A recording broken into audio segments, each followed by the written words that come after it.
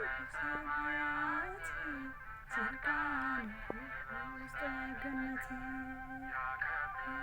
ያከብሩሃል ለሰንበት መላእክት በሰማያት ጻድቃን ውስተ ገነት ወኩሉ ፍጥረት አሳት ወመላእክት እለ ውስተ ደይን ያዕረፉ ባቲ እስመ ባቲ አዕረፈ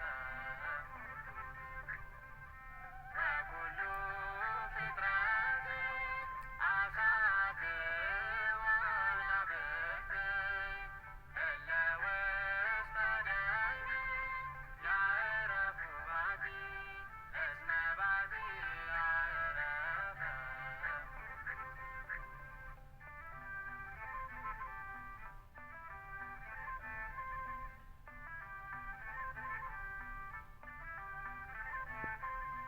ሰማይና ምድር መላእክት አብርህት ሰውና እንስሳ ቅዱሳን መላእክት ፈጥሮ ያረፈበት ቅዱሱን ሰንበት ሁላችንን አክብሮን በሃይማኖት ያከብሯታል ሰንበትን መላእክት በሰማያት ጻድቃን በገነት ፍጥረታት በሙሉ ዓሣዎችና አንበሪዎች በመቃብር ያሉ ያርፉባታል አምላክ በእርሷ እንዳረፈ ከሥራው ሁሉ። በስመ አብ ወወልድ ወመንፈስ ቅዱስ አሐዱ አምላክ አሜን። በስመ አብ ወወልድ ወመንፈስ ቅዱስ አሐዱ አምላክ አሜን። በስመ አብ ወወልድ ወመንፈስ ቅዱስ አሐዱ አምላክ አሜን። ክርስቶስ ትንሣኤ እሙታን በዐቢይ ኃይለ ሥልጣን አሰሮ ለሰይጣን አግዓዞ ለአዳም ሰላም እምይእዜሰ ኮነ ፍስሐ ወሰላም። ሰላም ሰላም ሰላም ለእናንተ ይሁን ውድ ቤተሰቦቼ የቻናሌ ቤተሰቦቼ እንደምን አላችሁ? እሆናለሁ እግዚአብሔር ይመስገን። ፈጣሪ ሰላም ከሁላችን ጋር ይሁን። አዲስ ከሆናችሁ ውዶቼ ሰብስክራይብ አድርጉ፣ ነባሮች አበርቱኝ እያልኩኝ ራስን እንደመግዛት ባለፈው እስከ ክፍል 2 አይተን ነበረ። ክፍል 3ን ይዤ መጥቻለሁ። ተከታተሉ። ራስን መግዛት ክፍል 3 ዶግማና ትምህርት። መንፈሳዊ ሰው በዶግማና በትምህርት ላይ ራሱን ይገዛል። እርሱ አዘውትሮ የሚያስበው ወደ አእምሮ የገባ ማንኛውም አይነት ሀሳብ ለማስፋፋት አይጠመድም። ለምሳሌ ቀስ ብሎ ሊያስተምረው ወይም አሳጥሮ ሊጽፈው ወይም ደግሞ መጽሐፍ አድርጎ ሊያሳትመው ይችላል። አንድ ሰው አንድን ሀሳብ ከመስጠቱ ሆነ ከመቀበሉ በፊት ወይም ጉዳዩ ለሌሎች ሕሊና ከማስታወቁ በፊት ለረጅም ጊዜ ሊያብላላውና ከገዛ ራሱ ሕሊና ጋር ሊወያይበት ይገባል። በልቤ ውስጥ ያለው ሀሳብ በአንተ ቁጥጥር ስር ነው። ካወጣው ወይም ካስፋፋው ግን በሌሎች ሰዎች ቁጥጥር ስር ነው። ታላቅ አባት ቅዱስ መቃርስ ወንድሜ ሆይ ሰዎች በአንተ ላይ ከመፍረዳቸው በፊት በራሴ ላይ ፍረድ ብሎ መናገር ምንኛ ትክክል ነው። ምናልባት ይህንን አባባሉ ያገኘው ከሐዋርያው ቅዱስ ጳውሎስ ሊሆን ይችላል። ራሳችንን ብንመረምር ባልተፈረደብን ነበር። አንደኛ ቆሮንቶስ 11 ምዕራፍ 11 ከቁጥር 31 ይህን በማለት መንፈሳዊ ሰው በሌሎች ቁጥጥር ስር ከመውደቅ ይልቅ ራስን መቆጣጠር ይመረጣል ማለቱ ነው። ታዛዥነትና ቃል መግባት ራሱ ቃል በመግባት በታዛዥነት በተሸናፊነት ወይም ውስጥ ራስን ይገዛል።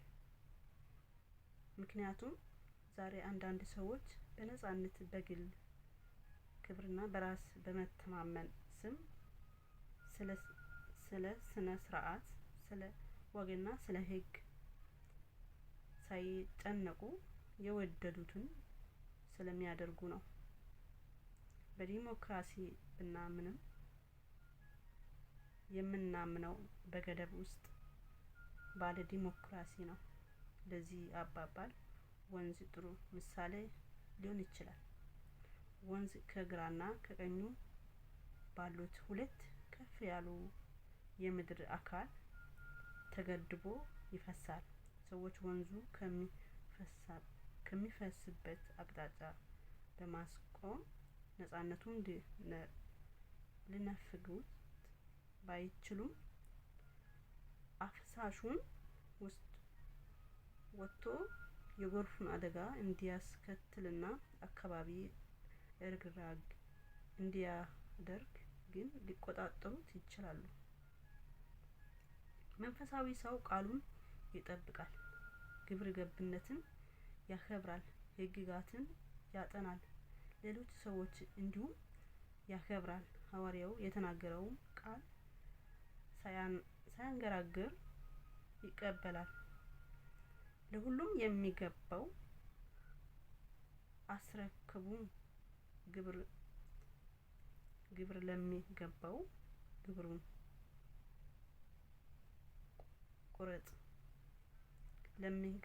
ቁረጥ፣ መፍራት ለሚገባው መፍራት፣ ክብር ለሚገባው ክብር ስጥ። ሮሜ 13 ከቁጥር 7 የራሱን ምኞትና አስተሳሰብ የሚከተለው እና ለስነ ስርዓት ለበላይ ለማንኛውም የማይገዛው ሰው ግን መንፈሳዊ ሰው አይደለም። እሱ መጽሐፍ ቅዱስ የሚያስተምረውን ስለማይቀበል ምንም አይነት ነገር አይቀበልም። ታዛዥነት አስመልክቶ መንፈሳዊ ሰው ራሱ ይገዛል። እርሱ ለወዳጁ፣ ለንስሐ አባቱ፣ ለስነ ስርዓት ከመታዘዙ በላይ ለእግዚአብሔር ፍጹም ታዛዥ ነው። መታዘዝ ክብሩን እንደማይቀንሰው ይረዳል። መታዘዝ የትህትና ምልክት ሲሆን ትህትና ደግሞ መልካም ባህሪ ነው። ለማንኛውም የማይታዘዝ ሰው ሙሉ ለሙሉ የሚታዘዘው ለትዕቢት ለሀሳቡ መሆኑ እርግጥ ነው።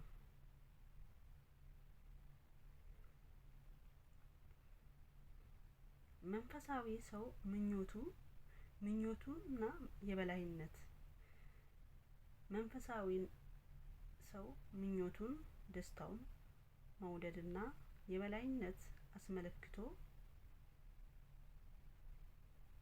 አስመልክቶ ራሱን መግዛት አለ። በራሱ አይኖች ፊት ለራሱ አዋቂ አድርጎ ሲያገኘው ወይም በአማካይነቱ ውስጥ ራሱ አጸድቆ ሊመለከት ወይም ደግሞ ራሱ ከሚያስበው በላይ ከፍ አድርጎ ሊያስብ ራሱን መግዛት ይጠራል። ሮሜ 12 ከቁጥር 3 ከዚህም በተጨማሪ እግዚአብሔር ከሰጠው ጸጋ በላይ ራሱን ሊያልቅ አይሞክርም። ዲያብሎስ ወደ ሰማይ አረጋለሁ ዙፋንም ከእግዚአብሔር ከከዋክብት በላይ ከፍ አደርጋለሁ ብሎ በትዕቢት የተነሳ ራሱ መግዛት ባለመቻሉ ስለሆነ ወድቋል። ኢሳይያስ 14 ከቁጥር 14 መንፈሳዊ ሰው ራሱን የሚገዛ ውዳሴ ከንቱ አስመልክቶ ብቻውን ሳይሆን ስጦታዎቹን በተመለከተ ነው። ወይም ደግሞ ሰውየውን ራሱን ከፍ እንዳያደርግ እግዚአብሔር እርሱነት የሚገዛበት መንገድ ያመቻችለታል። ሐዋርያው ቅዱስ ጳውሎስ ይህን አስመልክቶ የተናገረው ቃል አትርሱ። ስለዚህም በመገለጥ ታላቅነት እንዳልታበይ የሥጋዬ መውጊያ እርሱ የሚጎስመኝ የሰይጣን መልእክተኛ ተሰጠኝ፣ ይኸውም እንዳይታበይ ነው። ሁለተኛ ቆሮንቶስ 12:7 ወንድሜ ሆይ አስብ፣ ከፍ ባለ ጊዜ ሁሉ ተቆጣጠረው። ራስን ከተሰጠህ በላይ አድርገህ አትገምት። አንተነትን ከሌሎች ጋር አነጻጽር። ወደምትመለከትበት ደረጃ የሚመራው ምኞትህን ግታቸው። ራስን ከፍ ብሎ ስታየው ወይም ደግሞ በፊትህ ታላቅ ሆኖ ስታገኘው ወይም ታዛዥነት፣ ትህትና፣ ለሌሎች ያለ ክብር በማጣት ላይ መሆን እወቅ። በማንኛውም ጊዜ ከፊት ለፊት የሚከተለውን የመጽሐፍ ቅዱስ ቃል አኑር። ትዕቢት ጥፋት፣ ኩሩ መንፈሳዊ ውድቀትን ይቀድማል። መንፈስም ውድቀት ይቀድመዋል። ምሳሌ 16:18 በህይወት ዙሪያ ራስን መግዛት መላ ህይወትን ያጠቃልላል። መንፈሳዊ ሰው ምኞትን፣ ድሎትን አስመልክቶ ራሱን መግዛት አለው። እርሱ ሰዓቱን በትክክል ይጠቀማል። በመሆኑ ጊዜውን ለሚሰራው መንፈሳዊ ስራ ያከፋፍላል። ቀጠሮ ያከብራል። በተሰደበ ወይም በተጠቃ ጊዜ በራሱ ሊበቅል እንዳይነሳሳ ራሱ ይገዛል። ገንዘብን በተመለከተም ስለሚቀበለውና ስለሚሰጠው ገቢና ወጪ ላይ ራሱ ይገዛል። ከሌሎች ጋር የሚያደርገው ግንኙነት እስከምን ድረስ መሆን እንዳለበት ይረዳል። ወደ ግራ ወይም ወደ ቀኝ እንዳያድል የልቡን ስሜታዊነት ፍላጎት ይቆጣጠራል። ሌላው ቢቀር በአምልኮ በአገልግሎት ሌሎችንም በመቆጣጠር ሌሎች ባሉበት ኃላፊነቶች ውስጥ ራሱን ይገዛል።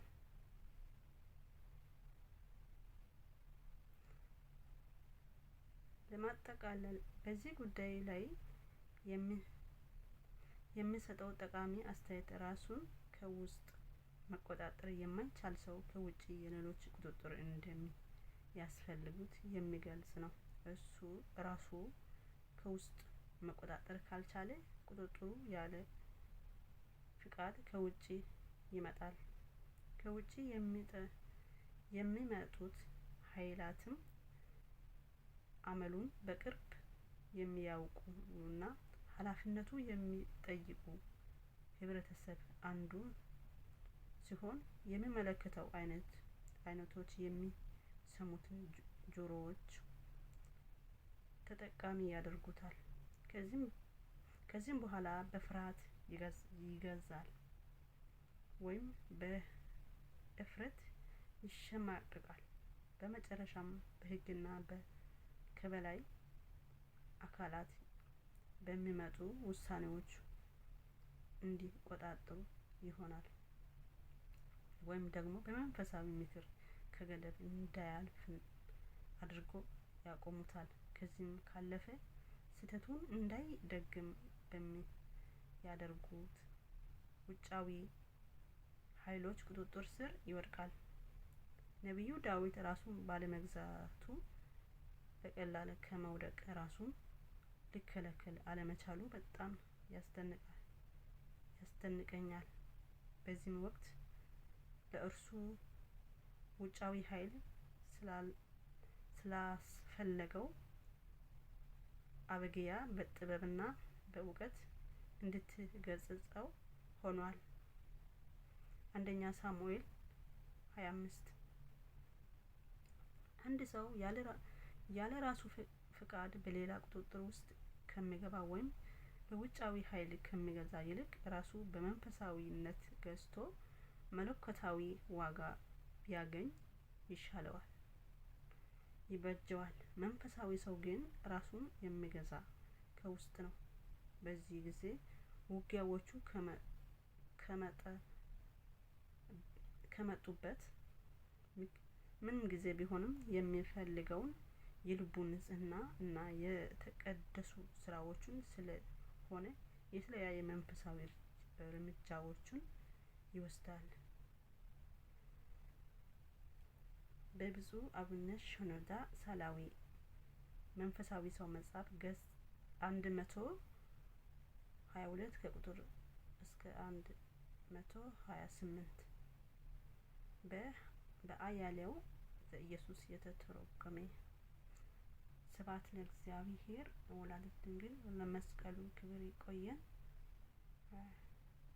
ቃለ ሕይወት ያሰማልን። የጻፉ አባቶቻችን በረከታቸው ይደርብን።